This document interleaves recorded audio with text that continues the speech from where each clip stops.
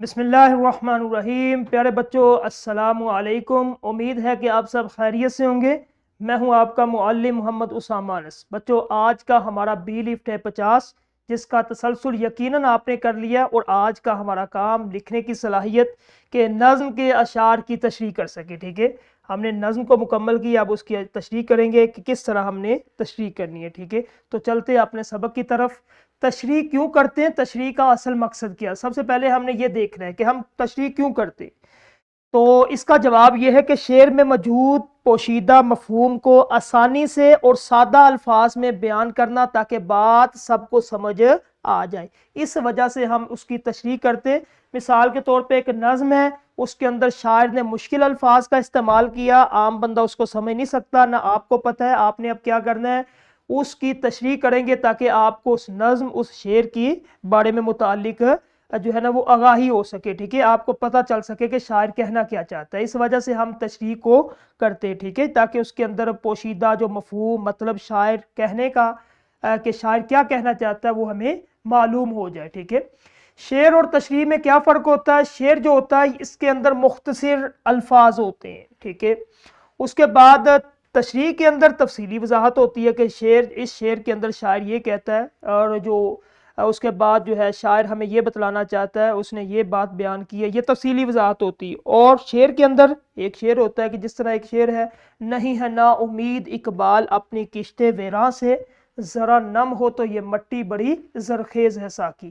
ٹھیک ہے، اب یہ شعر ہے، مختصر الفاظ ہے۔ اب اگر اس کی تشریح کریں گے تو شاعر جو ہے علامہ اقبال اس میں ہمیں بتلانا چاہتا ہے امت مسلمہ کو، ٹھیک ہے، کہ نہیں ہے نا امید اقبال۔ ٹھیک ہے، اقبال اپنے آپ سے مخاطب ہے کہ امت مسلمہ سے، ٹھیک ہے، یہ متاثر نہیں ہے، یعنی کہ وہ نا امید نہیں ہے، مایوس نہیں ہے۔ ٹھیک ہے، نہیں ہے نا امید اقبال اپنی کشت ویراں سے، یعنی کہ یہ جو کشت ویراں، یہ جو زرخیز مٹی سے مراد ملک لے رہا ہے، بر صغیر کا خطہ، مسلمانوں کا جو ہے نا وہ خطہ لے رہا ہے، جتنے بھی ذرا نم ہو تو یہ مٹی بڑی زرخیز ہے ساکی۔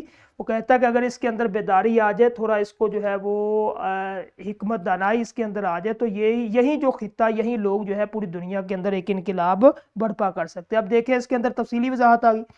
اس کے بعد شعر کے اندر گہرا مفہوم ہوتا ہے، چھپا ہوتا ہے، اور تشریح کے اندر سادہ اور عام فہم الفاظ ہوتے ہیں۔ شعر جو ہے اس کے اندر شاعرانہ انداز کے اندر اس کو لکھا ہوتا ہے، اور تشریح جملوں کی شکل میں ہوتی ہے۔ ٹھیک ہے، اب اس کے بعد اشعار کا باہمی ربط اور تسلسل۔ نظم ہو یا غزل، ہر شعر اپنے سے اگلے شعر کا تسلسل ہوتا ہے۔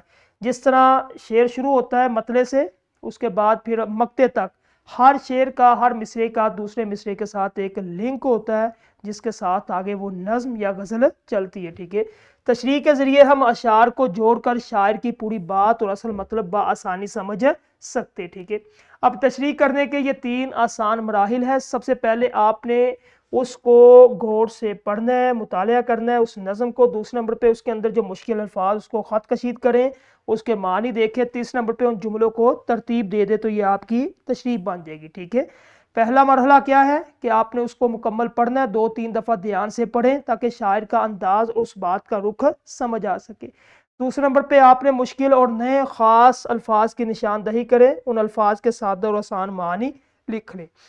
تیسرے نمبر پہ آپ نے کیا کرنا ہے کہ ان مفہوم کو آسان لفظوں میں، یعنی کہ جملے بنائیں، پھر ان جملوں کو ایک آسان لفظوں میں اپنے الفاظ میں بیان کر دے، تو یہ جو بیان کریں گے، لکھیں گے، یہ آپ کی تشریح ہو جائے گی۔ ٹھیک ہے، تو یہ پورے جو ہے وہ لیکچر کا خاکہ آپ اس کو دیکھ لیں کہ سب سے پہلے ہم نے جب تشریح کرنی ہے، شعر کا مطالعہ کرنا ہے، 2-3 دفعہ پڑھنا ہے، اس کے بعد مشکل الفاظ کے معنی، پھر ان کو ایک سادہ جملوں میں ترتیب دے دینی ہے، اور پھر اپنے الفاظ میں اس کو مکمل کرنا، تو یہ آپ کے پاس تشریح ہو جائے گی۔ ٹھیک ہے، تو اس طرح آج کا جو ہمارا آج کا لیکچر تھا وہ ختم ہوا۔